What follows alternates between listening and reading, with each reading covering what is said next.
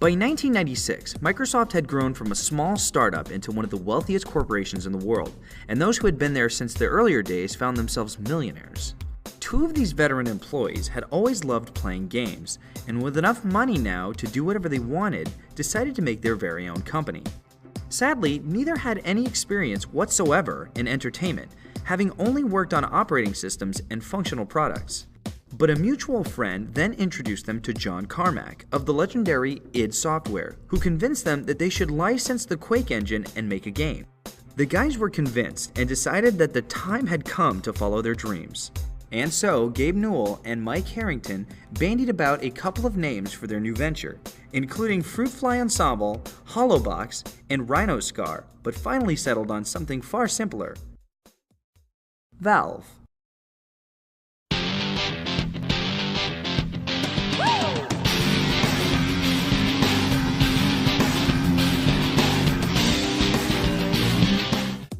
After the Carmack meeting, Newell and Harrington returned to Seattle and started their company, legally signing it into existence on Newell's wedding day.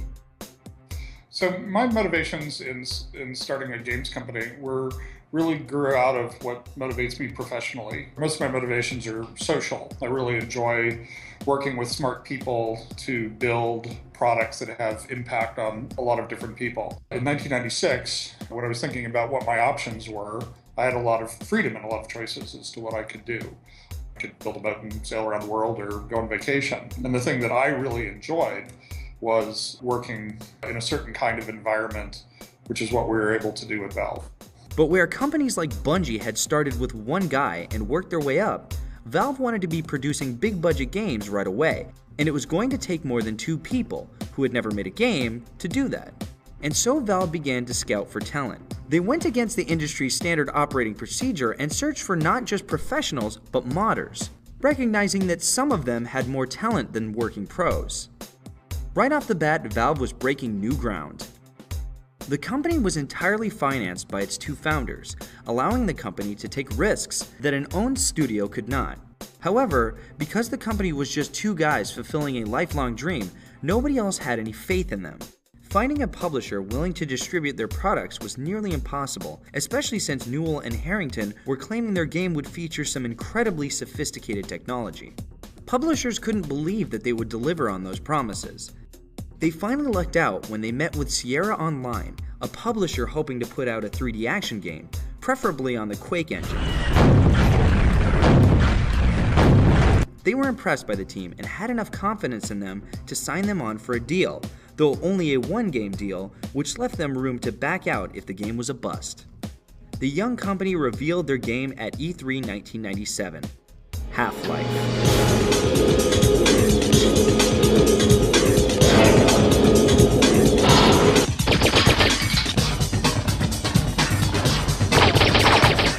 It quickly became the most talked about game of the convention for its advanced technologies and immersive atmosphere. The guys had done it. Valve and Sierra looked to have a hit on their hands.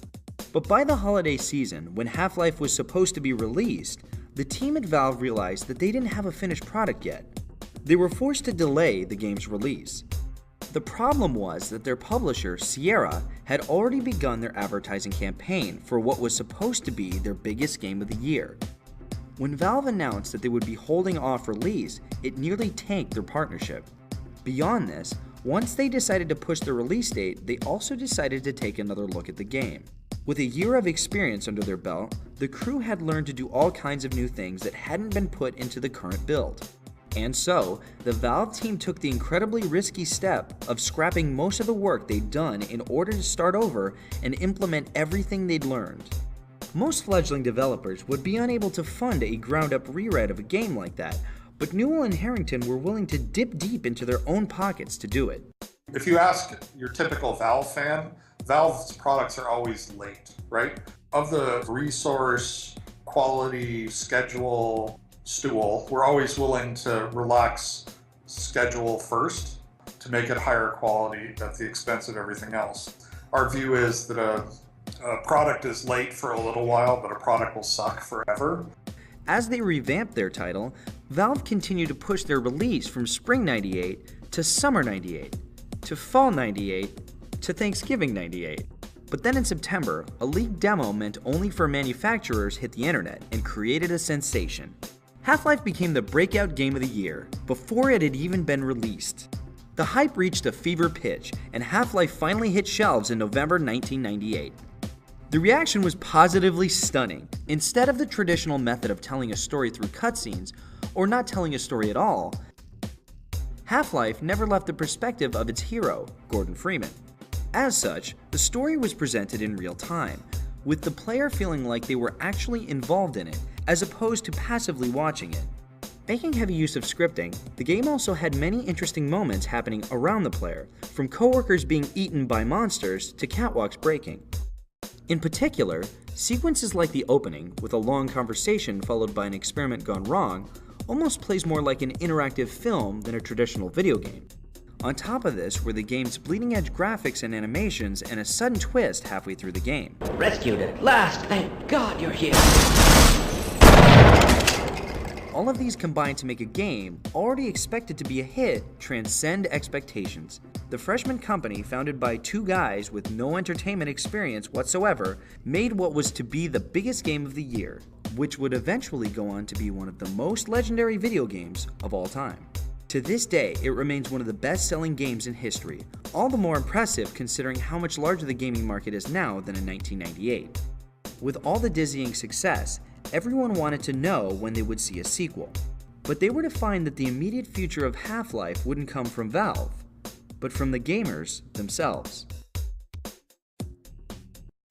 When two Microsoft programming veterans decided to invest their newfound wealth into a video game company, most people thought they were just wasting their time. And when they started making huge claims about the technology that would be featured in the game, most publishers refused to believe them.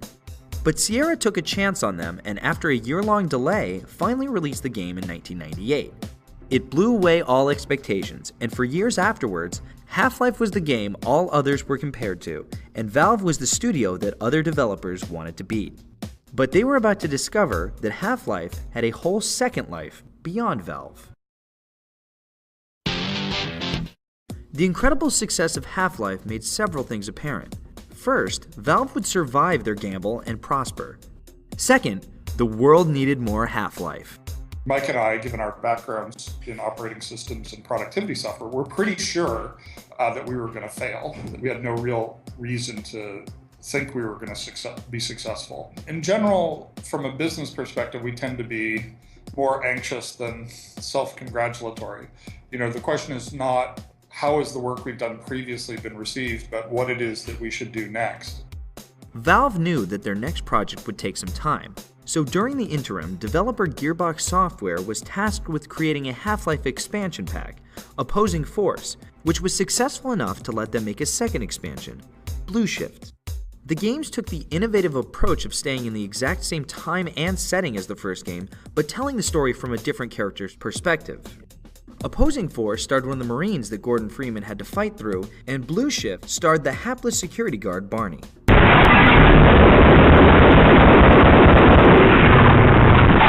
Like Half-Life, they were both also titled after scientific principles. Opposing Force is Newton's third law, and Blue Shift is the Doppler effect. But while they sold well enough, these were not to be the offshoot projects that people remembered. The art of modding, when players dug into the game's code and changed it to make new games, was accepted by some studios, like id Software, and rejected by many others. Valve decided to open the floodgates to the modding community, since many of their employees came from there. One of the things that was characteristic of Half-Life was that it was adopted pretty wholeheartedly by the modding community. Mike and I both have operating systems backgrounds, and when you develop operating systems, you're almost always thinking of the value that you create as being indirect, that you build tools that other people use to create value for consumers. There's not a huge difference between what you do to be a good tool for a Fortune 50 company as opposed to what you do to be a good tool to, two kids in Western Australia who are developing Team Fortress. With so much of Half-Life's code up for revision, it wasn't long before a boatload of mods hit the internet, a few of which have risen to near equal status with the game they stemmed from. Dave Defeat was a World War II shooter, and Team Fortress was a popular Quake mod ported over to Half-Life at Valve's request. But Half-Life's biggest mod also happens to be the biggest, most popular, and most successful mod in history: Counter-Strike.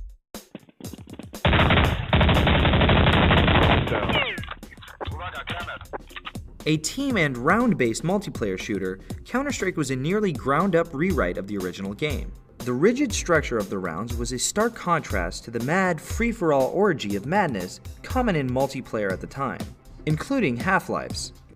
Its first beta was released in June of 1999, and barely a year later had garnered so many downloads that Valve brought the modding team on board. Valve would go on to acquire the rights to all 3 of these mods, all of which would be given future iterations as commercial products. Developers often don't release their source code because they fear theft or competition, but Valve had proven that an open relationship with the gaming community actually increased sales. After all, to play Day of Defeat or Counter-Strike, you first had to buy Half-Life. The more you reach out and the more you trust and the more you partner with your communities, the better the entertainment experiences are and the more profitable your business is going to be in the long run.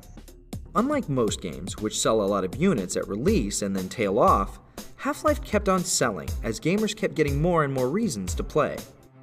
But despite all these other projects, the number one question on everyone's mind was what Valve itself was up to next. As the years passed by with no word whatsoever coming out of Valve, rumors and anticipations started to mount.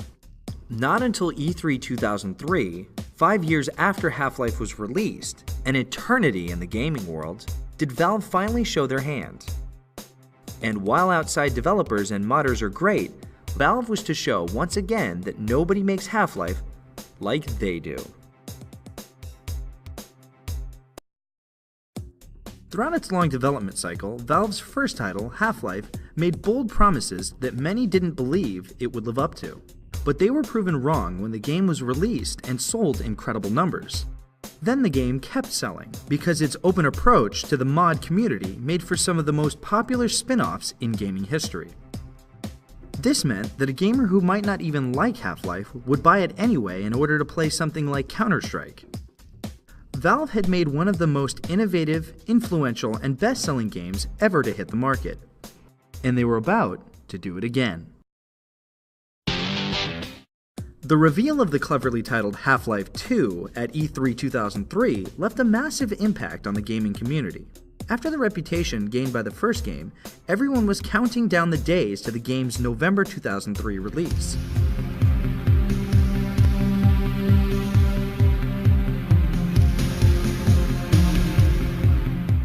But during the run-up to the launch, the unthinkable happened. Valve's servers were hacked and the game's source code, maps, and skins were stolen by an anonymous hacker. The hack is considered one of the biggest in gaming history. Enough code had been stolen to allow people to actually play the game through a few levels. There you are. I wondered what was keeping you. Hope you didn't have any trouble finding me. Uh-oh. This leaked version was buggy and for the most part boring, and was not an impressive display at all. So bad was the fallout that Valve announced that they would be unable to make their 2003 release window. You know, we've been working on Half-Life 2 for several years at this point, and we're feeling very stressed out from the long hours, from being worried about some of the risks that we were taking from a product design perspective and from a technology perspective. And when we already have people who are pretty much on the edge to find out that everything that they've been working on for the last few years is now spread in a very unfinished form all over the internet, is super painful and demoralizing. You know, it's like the first thing a bunch of people did is they took, you know, the female character and created nude representations of her having sex with one of the scientists, right? So I had people coming into my office saying, is the company going to go out of business now, right? You know, should we just forget about doing Half-Life 2 and just go do something else now that the product has been ruined by having it launched like that? Valve immediately contacted the FBI to begin an investigation of who made the hack. But Valve had always held good relations with the gaming community and decided to cash in on all the goodwill they had generated.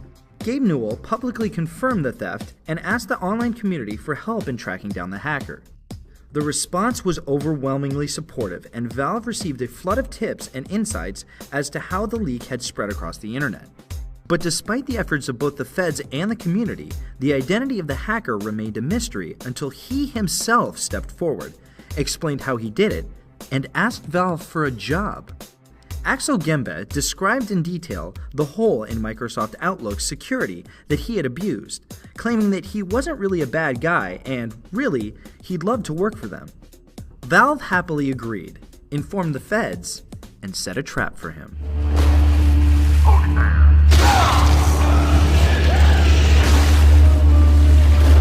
Sadly, Gembe sensed the trap and stayed in his native Germany, only to be arrested by German police. As if the whole fiasco hadn't been enough, Valve then got into a contract dispute with their own publishers. PC gaming in Asia tends to revolve less around home computers and more around cyber cafes, thus making these cafes the major breadwinner in that market. Publisher Vivendi stated that they had an exclusive right to sell to cyber cafes, but Valve insisted that they should retain the rights to sell to cyber cafes via digital distribution. The developer thus found itself in the bizarre position of suing the very people they wanted to help them sell their game. This dispute was still ongoing when the game was finally released, though was settled out of court a few months later. After all the delays, Half-Life 2 hit shelves on November 16, 2004, 6 years in the making. With all the bad news leading up to release, a nervous gaming community wondered if it could ever live up to the hype. Fortunately for them, their insanely high expectations were about to be blown away.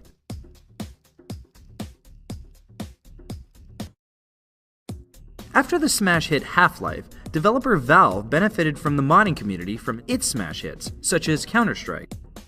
All this success generated incredible buzz for the sequel, so much so that the poor guys became the targets of hacks and the instigators of lawsuits.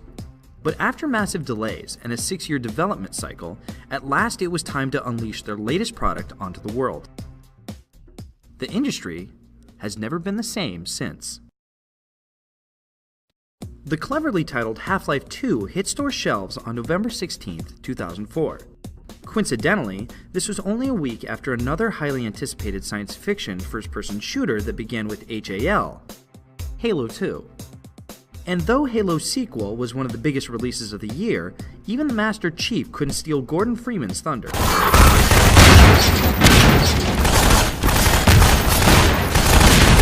After all, Half-Life 2 had broken new ground even before it was released. Its incredible Source graphics engine had already been used to update Counter-Strike, which was available before HL2's release due to the Steam platform.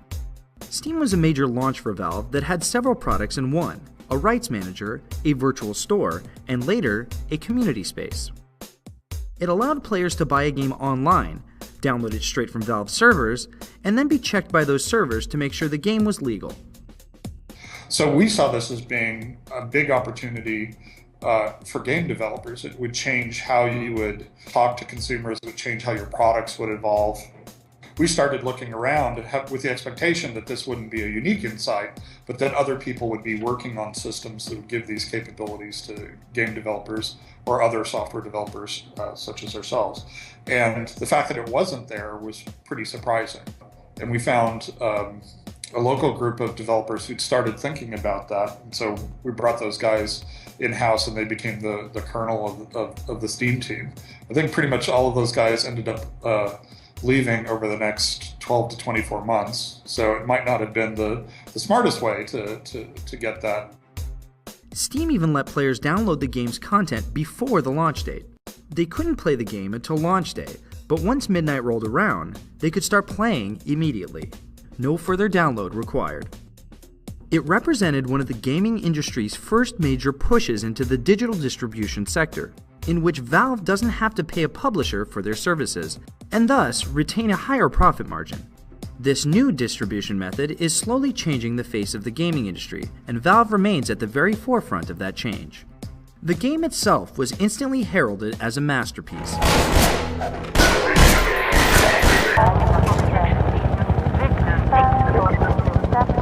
Oh, and before I forget, I think you dropped this back in Black Mesa. This is the Freeman. The Combine's reckoning has come. A moody and atmospheric game that showed its story as much as it told it. Valve created a living, breathing world populated with intelligent AI characters, both violent enemy and scared civilian, that had expressive faces and proper lip syncing, mixed with engaging writing and superb voice talent. So wake up, Mr. Freeman. Wake up and smell the ashes. It once again starred mute protagonist Gordon Freeman, this time fighting his way through a world occupied by an oppressive alien race.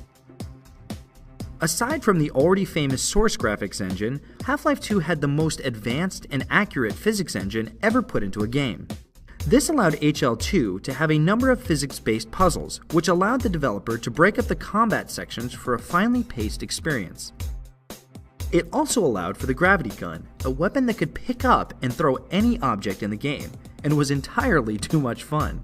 Valve then surprised gamers by giving them even more content after the game was released. Those who bought Half-Life 2 already got Counter-Strike Source for free, but later were given Half-Life 2 Deathmatch and the tech demo Half-Life 2 Lost Coast out of the goodness of Valve's heart. Lost Coast even featured a developer's commentary feature, an industry first. We were particularly happy with the vertical cliffside in Half-Life 1 and regretted that we didn't iterate further on that concept in Half-Life 2. And once again, Half-Life 2 was modder friendly. Steam would eventually go on to host mods as well as official products, many of which show off the power of Half-Life 2's code even years later.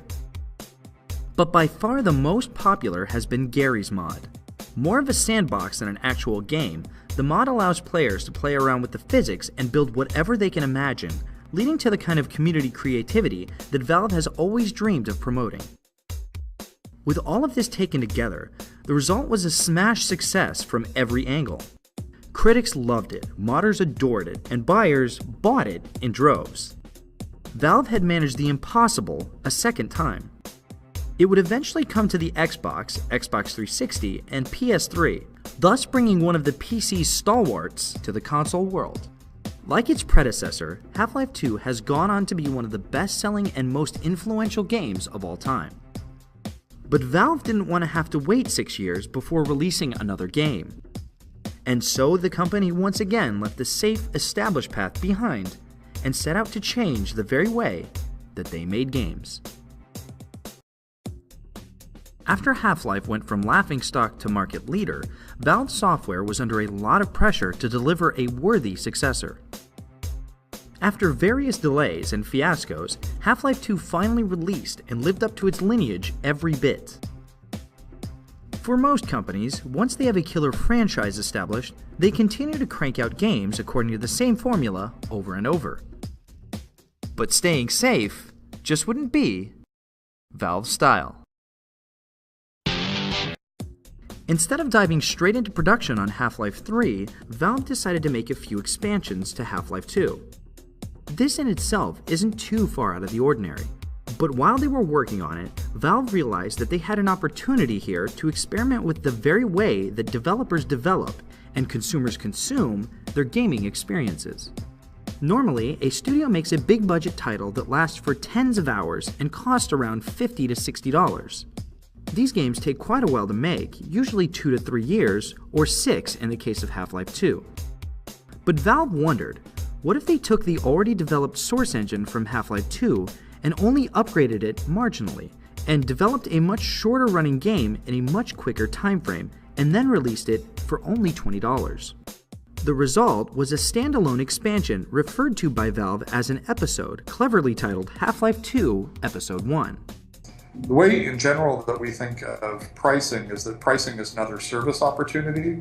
You should sort of give people a bunch of choices so that they can select between them, as opposed to view pricing as a mechanism of extracting the maximum amount of revenue from a subset of customers. Episodic approaches, like we've been using with the Half-Life franchise, are a step towards these more regular, smaller content chunks. Episode 1 picked up right where Half-Life 2 left off, revealing the aftermath of the original game's cliffhanger ending. Building off the graphics and physics engine of HL2, as well as keeping the game in City 17 again, the development team could quickly go from conception to execution since they didn't have to reinvent the wheel. Released only a year and a half after Half-Life 2 for a measly $20, Episode 1 delivered a taut 6-hour campaign that brought hero Gordon Freeman back to his city devastated by his actions in the last game. The game didn't particularly drive the story forward and featured mostly the same enemies, and as such was more of an epilogue to HL2 than a title that could stand on its own. The containment system's back in place. It won't last forever, but at least we've bought a little time. Nevertheless, the game sold well as hordes of Half-Life fans got to play a new adventure so soon after the last one. After Episode 1's commercial success, everyone expected Episode 2. What they got was the Orange Box. The Orange Box was a collection of 5 games for the price of 1, the already released Half-Life 2 and Episode 1, and the new games Episode 2, long-awaited sequel Team Fortress 2, and the puzzle game Portal, all only a year after Episode 1 had been released. It was a move no one saw coming. Valve was gambling that the incredible deal offered by the Orange Box would wind up generating more sales than simply releasing each game individually at full price. When we have a new IP like Portal that we want to, try out, and we want to, we'd like to be able to experiment with it. The Orange Box gave us a vehicle for doing that. We had Half-Life 2 Episode 2 and Team Fortress 2, which we knew would have strong audiences that would then give Portal a try, and that gave us a way of getting Portal into as many people's hands as possible. Even if Portal is a total failure, it's a puzzle game, for God's sakes. Puzzle games, I think, have sold, 7 copies in the history of the PC industry. The compilation was a smash hit, with a little something for everybody. It also proved that Valve could produce multi-platform titles, since the box came to Windows and Xbox 360 simultaneously. Sadly, the company found the PS3 too difficult to code for, and so Sony's console did not get the Orange Box until a third party could develop a port for it. Episode 2 takes the player and ever-trusty sidekick Alex outside of City 17, with new locales to explore and new enemies to negotiate with.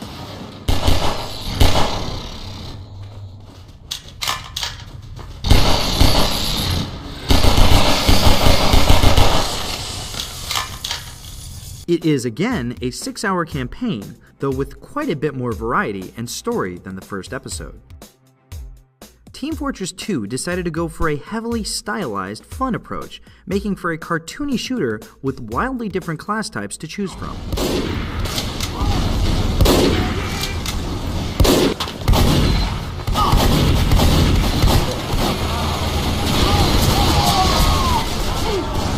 Portal, meanwhile, was one of the most innovative big-budget titles of the decade. A first-person shooter puzzler that completely changes the way you think about space.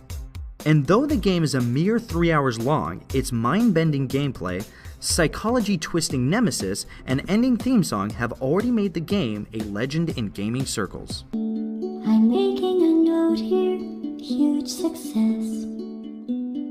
With the release of the expected Episode 2 and the unexpected Team Fortress 2 and Portal, everyone wondered what Valve would be bundling with Episode 3. But Valve broke expectations once again, turning their attention away from Half-Life and onto a brand new IP that had been quietly announced almost a year previously. A horror game that would make even headcrabs look downright friendly.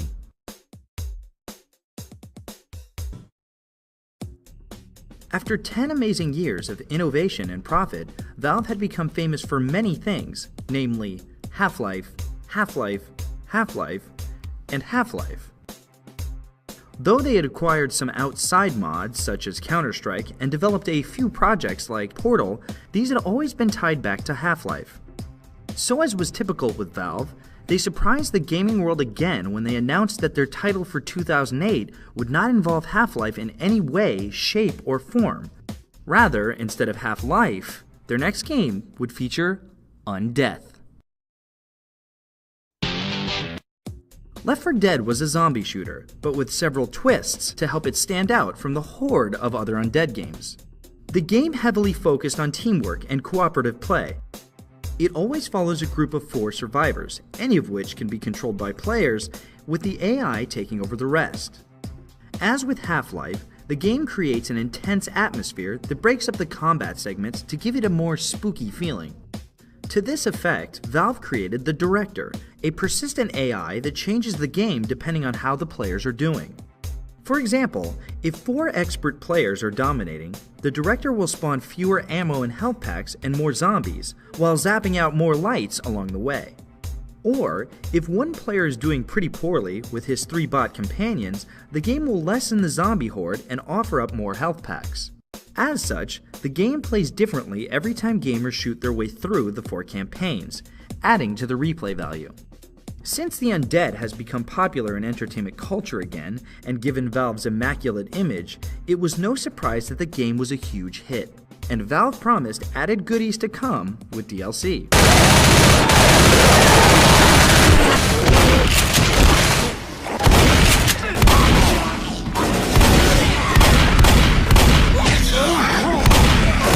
But it just wouldn't be in Valve's nature to do what anyone expected.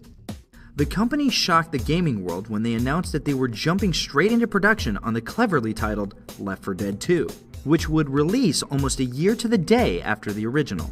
Such a short turnaround time for a full sequel is nearly unheard of in gaming, and led to concerns that Valve would be rushing the product to shelves.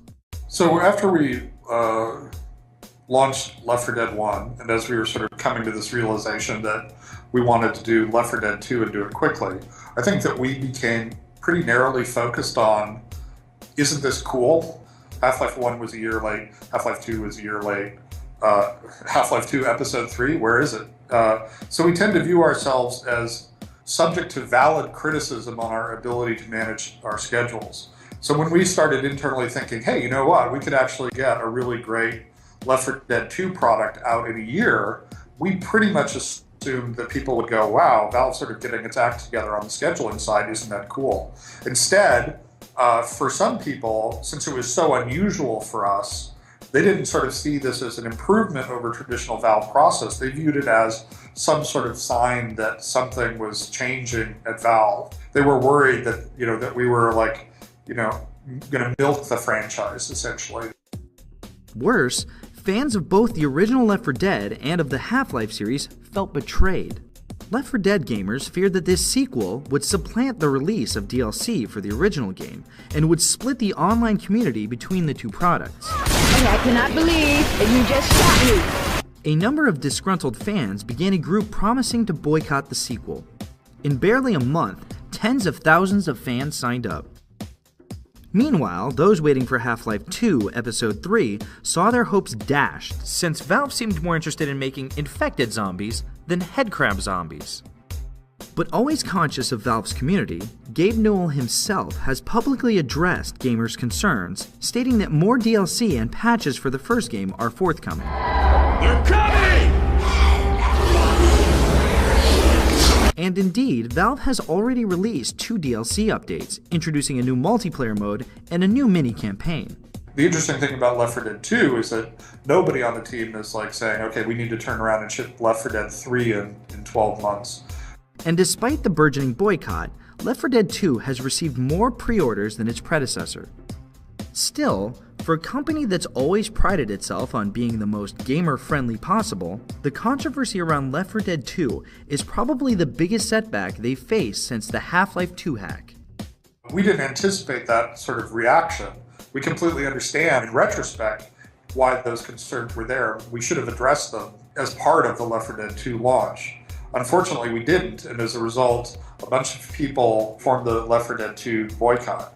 So our response was, this is a really legitimate set of concerns by these guys, and we need to talk to them and make sure they understand what the thinking was and what the choices that we're making, and get them comfortable that this is consistent with Valve's traditional philosophy of giving people lots of value, of continuing to support Left 4 Dead 1. And eventually, we actually brought 2 of the leaders of the boycott group out to Valve. The problem is that everybody will tell you that they're not being evil, and we want to give you the opportunity to just sit you down and let you play the game, right? That seemed to be pretty effective at making that community feel like their concerns were being heard and addressed. And I think as a result of that, using Steam, we can see that members of the boycott group who have Left 4 Dead 1 are actually purchasing Left 4 Dead 2 at a higher rate than the global Left 4 Dead 1 group. And that tells me that we did a good job addressing their concerns and educating them as to what our thinking and plans were, so that they're now a lot more comfortable now that we're getting closer to shipping the product than they were when the product was first announced. If there's one thing Valve has done consistently, it's defy expectations. No matter what it is they do, from developing games to launching digital platforms, Valve has always carefully taken a look at itself and the state of the industry in order to find new ways to push boundaries and change paradigms. As with any industry, most gaming studios keep to the safe road with established genres or franchises, innovating very little to be sure that the title sells. But Valve continually takes risks and gambles that no one else has dared, occasionally finding themselves in trouble, but always pulling through with tremendous sales and a sterling reputation. All from the minds of two guys who had never made a game, but always knew exactly what they wanted. The right man in the wrong place can make all the difference in the world. Yeah! Did it! They agree with me that you have limitless potential.